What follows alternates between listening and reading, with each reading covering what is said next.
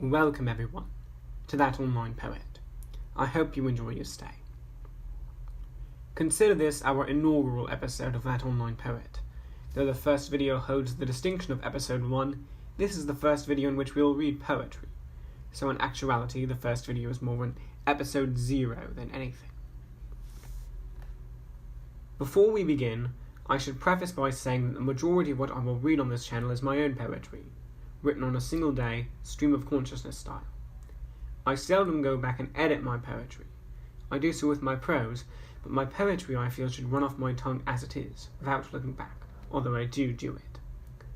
I usually do it if I feel a word or phrase doesn't work properly, or if I find myself writing a motif, I will find a way to incorporate it earlier, but once it's complete, it's complete.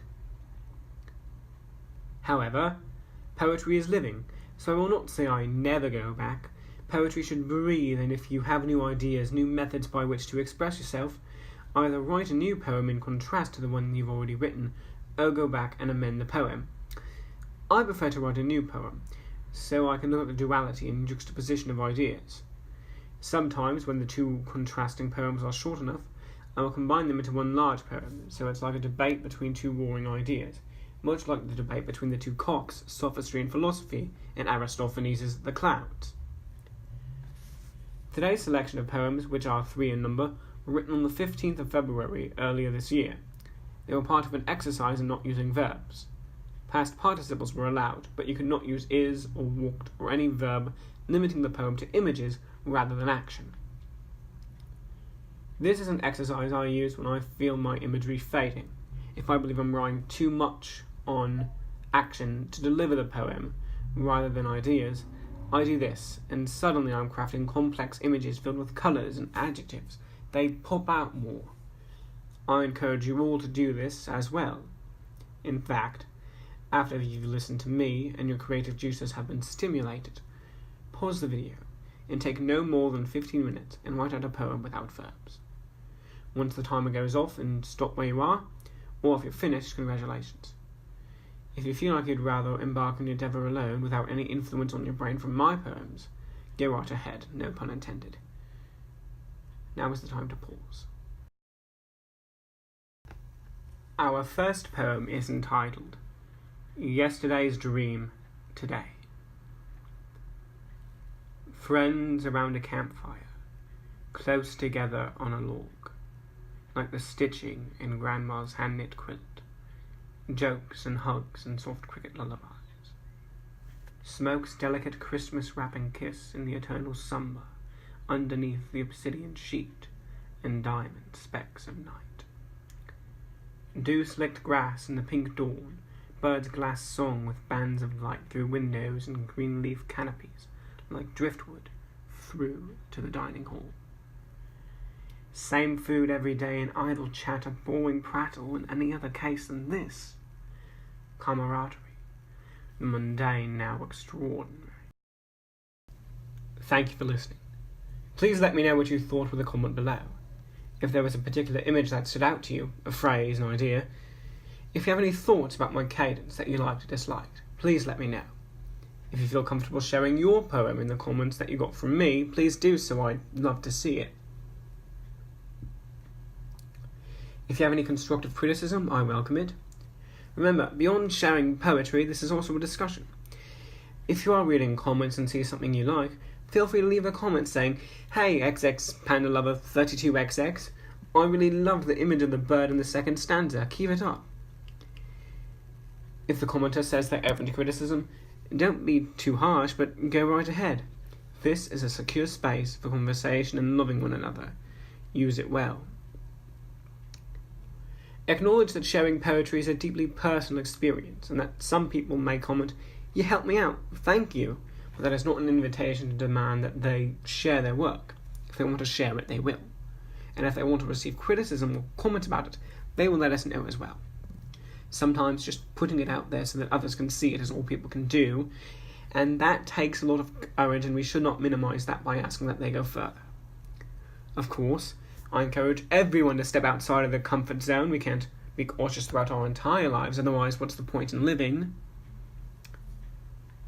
Use the phrase #poem1 so I can find responses, reviews, etc.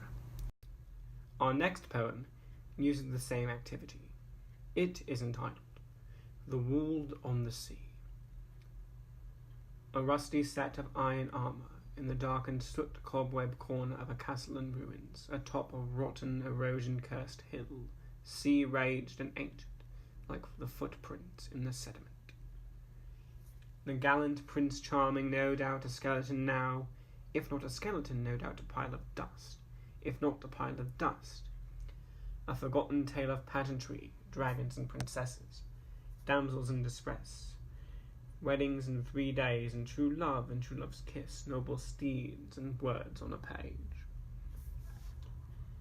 With many summers the armour gone, not even a speck of a sword on the ground on the weathered hilltop, doubtless now a fossil beneath the sea, once upon a time.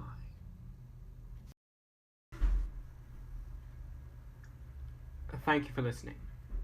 In this poem, I always felt like I should end with once upon a time to give a sense of closure and satisfaction, because that is always how fairy tales begin, and I think it interesting to end with that familiar phrase and explore what lives after happily ever after. And if I can bring it to as far as it can go, literally to death and beyond, and see what the story is like, I think there's something special there, something that the page does not tell us. And I continue with this theme of fairy tale images, ending with once upon a time as a sort of recapitulation of all these themes, and remind the reader that this is in fact all just a fairy tale, though one that happened eons ago, in a sense been forgotten, but not by the earth. Time and the earth never forget. There is of course a cosmic insignificance to the action of the man, and in this case Prince Charming and his ruined castle, but it is intriguing that time and the earth, the functions of the cosmos, are what prevent these events from being forgotten. The cliffs may fall, things may have been turned to dust, but everything lies beneath the waves, permanently fossilized. And of course, when one fairy tale ends, another begins. Similarly to the previous one, if you have a comment pertaining to this work, use the phrase #poem2 in your comment. This brings us to our final poem. Now that we've worked with images, we can either choose to write a poem of images with verbs or do something else. I prefer the former, but in the interest of variety, I will share from a writing session where I did the latter. Yes, these 3 poems were all composed within the same day, within the same 2-hour time span. Our final poem is called Southwest 6th and Jefferson. The slow chug of the bus and its eerie phantom song of creaks and sputters and grinding gears that stop and start like the broken record of hearts watching the news. Dissonance drags for 8 bars as he walls the aluminium and steel tomb of forgotten conversations of people absorbed in 4-inch bricks of blue light and plastic. He watches and listens, moved to tears by the ennui hymn of silence. Who sat here? Whose breath kissed condensation on the glass? What grains of sand were sacrificed to make it? Who made this window? What was their life like? Was it a machine? He wonders where the bus is going.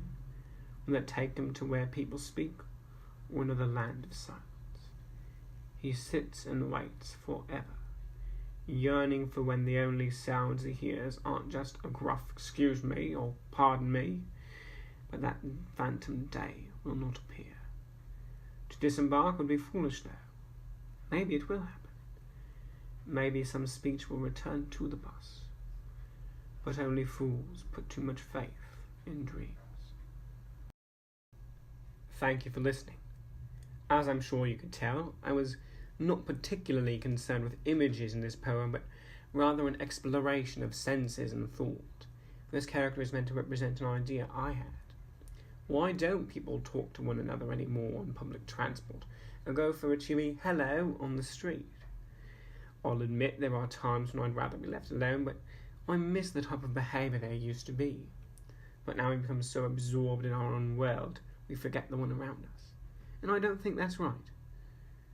Please use the phrase #poem3 in your response to this work.